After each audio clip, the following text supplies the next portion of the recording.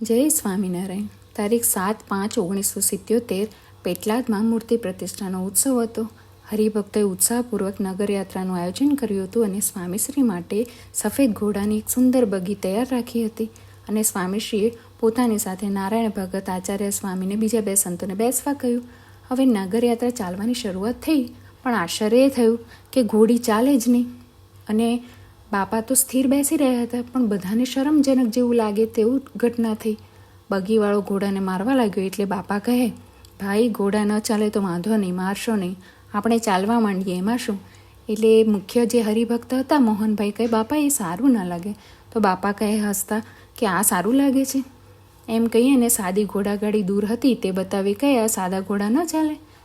બાપા પણ તે સારા ન લાગે. ફરી કીધું, પણ બાપાએ છેવટે કીધું એટલે એ જ નિર્ણય લેવાયો કે સાદા ઘોડા બગીમાં જોડી દીધા અને નગરયાત્રા ચાલુ થઈ. એટલે આ જે બેઠા હતા સંતો બાપા જોડે, તેમાંથી કોઈ બોલ્યું કે પેલા ચાલ્યા નહીં તો આ બીજા.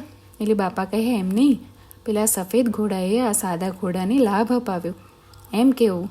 આવી અપમાનજનક સ્થિતિ જેવું લાગે તેવી સ્થિતિમાં પણ એકદમ સ્થિરમતી થઈ અને પ્રાણીનો પણ ગુણ લઈ શકે તેવી સ્થિરતા આ મહાપુરુષમાં. જય સ્વામિનારાયણ.